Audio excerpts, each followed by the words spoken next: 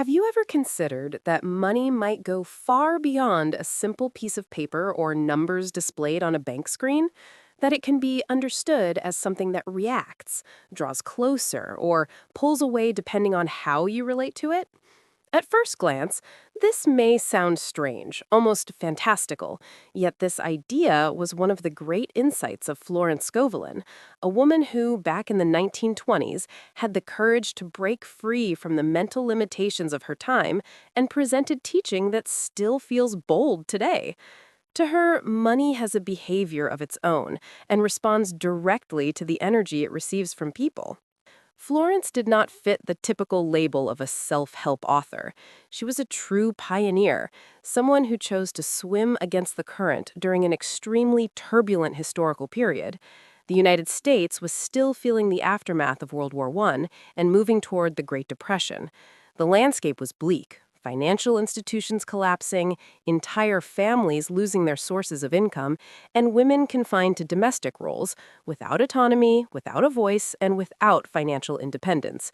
It was within this atmosphere of insecurity and collective despair that Florence emerged as a singular, almost visionary voice. She argued that no external transformation could take place before a deep internal shift in one's relationship with money. For Florence, it was necessary to learn how to communicate with it, to treat it as something close, almost like an ally, someone worthy of respect and care. According to her teachings, many people viewed money as an adversary or as something too distant to ever be reached. Some feared it, believing it brought corruption and distanced them from spirituality, while others simply felt unworthy of having it in their lives. Others, on the other hand, chased after it with anxiety, as if money were always scarce, unstable, and impossible to hold on to. Almost no one understood that, for it to come closer, it needed to be treated as something alive, with care, gratitude, and respect. And this is exactly where the central teaching Florence tirelessly repeated to her students comes in. In the same way you treat yourself, money will also treat you. If there is inner self-devaluation, the reflection will be scarcity. If there is respect and dignity, the response will come in the same measure. This idea sounded like a true shock to women who, at that time, were taught to accept little, not to question, and never to dream of prosperity. Suddenly, an art teacher who had become a kind of spiritual guide was claiming that money had perception, sensitivity, and even affection, and that the way one communicated with it could change reality in less than 30 days. Pause for a moment and reflect. How many times have you complained about the lack of money? How many times have you repeated phrases like, money disappears quickly, there's never enough left, or money doesn't grow on trees? Florence classified these expressions as real attacks, almost like insults directed at someone. Think about treating a friend that way. Always complaining, always doubting, always saying that they are never enough or never do anything good for you. What would the reaction be? Naturally, that friend would pull away. And according to Florence, the exact same dynamic happens with money. That is why her proposal was so revolutionary, to treat money like a special guest, a loyal partner, a welcome presence.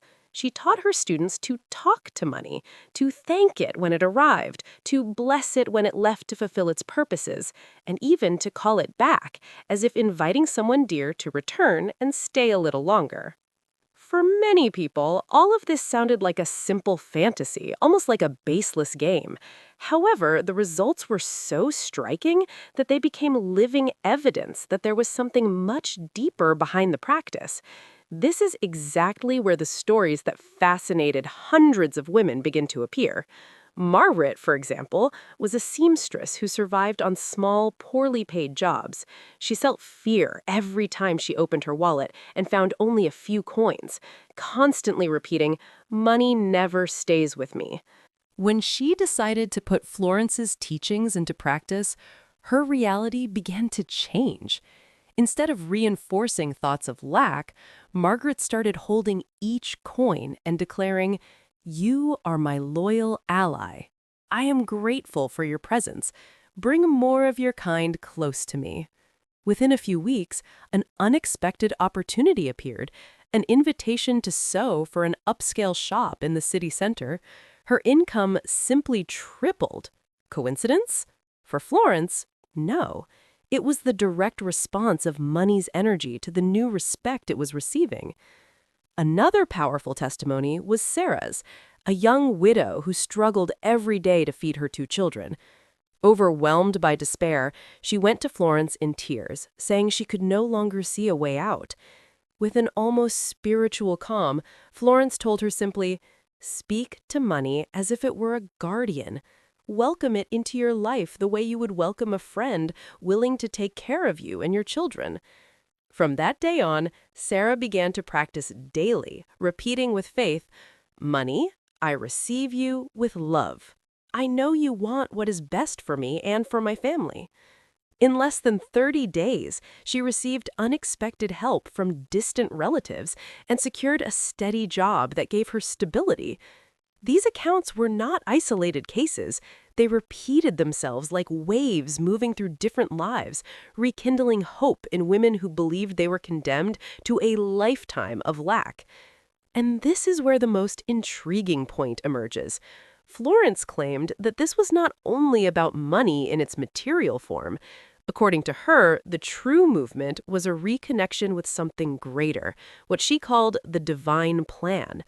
Money, for Florence, was just one of the many ways God's abundance manifests in the world. By speaking to money, a person was actually aligning with the very source of life, with an invisible flow that constantly seeks to express itself through all of us.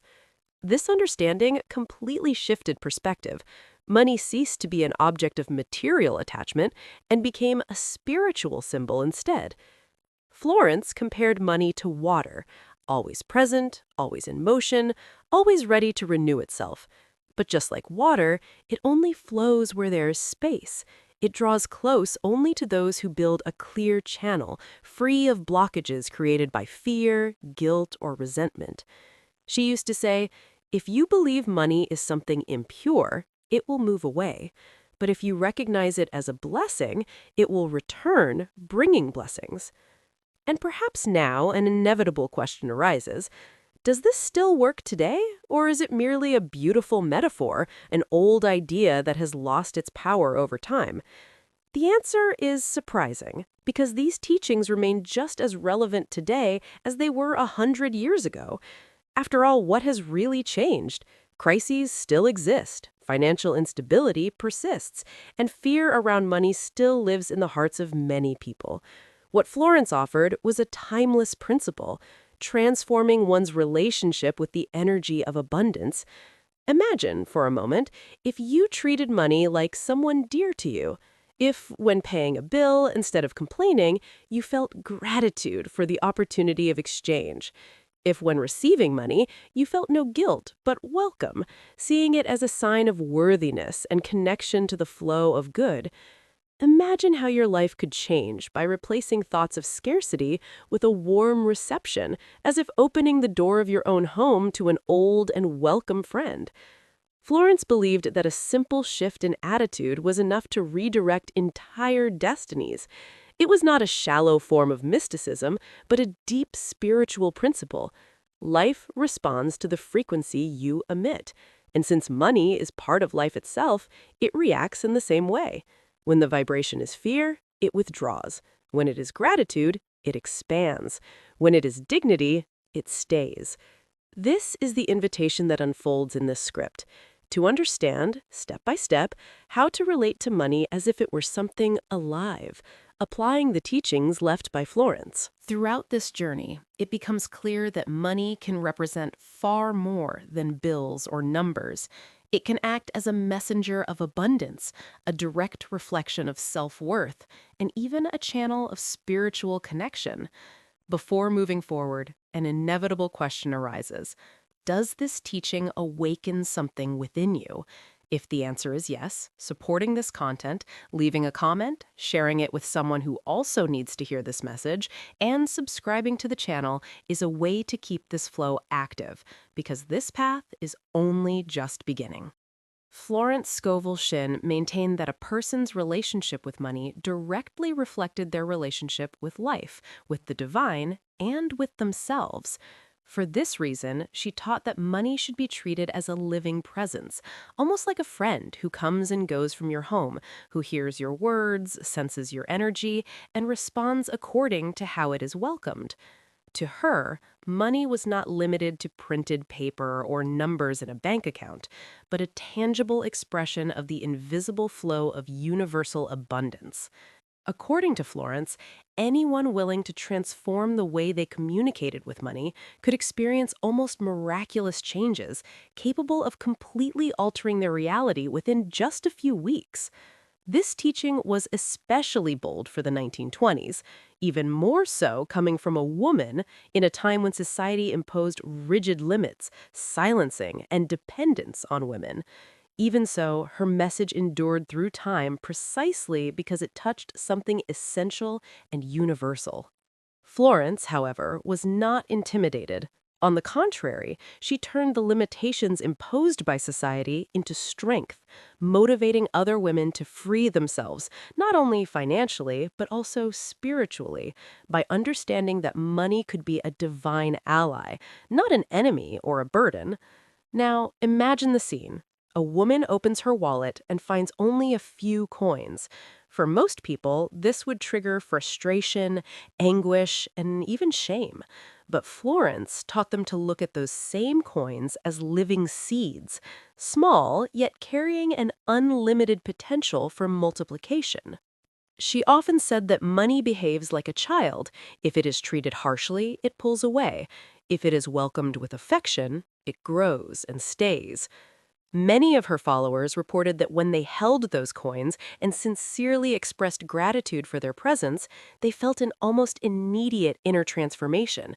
It was as if an invisible weight were lifted from their shoulders, as if the constant fear of scarcity gave way to a quiet yet extraordinarily powerful faith. This change did not remain confined to the emotional realm. They reported that within just a few days, unexpected opportunities began to appear. An invitation for a new job, an old debt suddenly being paid off, a gift coming from someone far away. For Florence, none of this was coincidence. It was spiritual law in action, money responding to the way it was now being treated. Margaret, the seamstress, became one of the examples most often cited by Florence. Before that, her routine was marked by constant complaints. She repeated phrases like, "There's never anything left," or "Money slips through my fingers." And her life reflected exactly those beliefs. Long hours of work, clients who delayed payments, and little recognition. When she decided to apply Florence's method, her reality began to change. Margaret started speaking to every bill she received as if she were talking to a close friend. She would place the money on the table, express gratitude, and say, "You are welcome in my life. Thank you for arriving. Bring more of your kind to walk with me." Before long, new clients began to appear, more generous and more loyal, and within less than a month, her income had tripled. Florence made it clear that there was no magic in this process, but rather a true spiritual re-education. Margaret stopped cursing money and began blessing it, and as a result, money began blessing her life. Another powerful account was that of Sarah, a young widow who came to Florence completely desperate. She could barely support her two children and said she no longer had the strength to go on. With her firm yet compassionate calm, she simply guided her. Speak to money as if it were your guardian. Receive it as you would receive a loyal friend, willing to care for you and your family. Sarah began practice daily. It didn't matter whether there were only a few coins or not a single bill. She would close her eyes and say, "Money, I welcome you with love. I know you want what is best for me and for my children. I open the doors of my life to you." Within 30 days, distant relatives, people she had never even imagined, reached out offering help. Shortly after, a steady job appeared, bringing the much-needed support. For Florence, this was a clear example of how money responds like a living presence when treated with respect and affection. There was also the story of Rosa, the owner of a small grocery store, who felt humiliated at the end of every month as she counted only coins. Each time she did, she muttered words filled with resentment. When she learned about Florence's teachings, she decided to change her attitude. Instead of cursing those coins, she began to hold them and say, I am grateful that you are with me. You show that there is a flow that does not abandon me. You are the beginning of a greater harvest. Within a few weeks, customers began to appear unexpectedly. Sales increased, and the grocery store prospered like never before. Florence explained that this was a natural consequence because when someone transforms the energy with which they relate to money, they also transform the energy they project into the world, and the world, inevitably, responds in the same frequency. But Florence's teachings went even further. She emphasized that it was not enough to welcome money with love. It was equally essential to let it go with gratitude. According to her, most people curse money when paying a bill, complaining and feeling pain over its departure.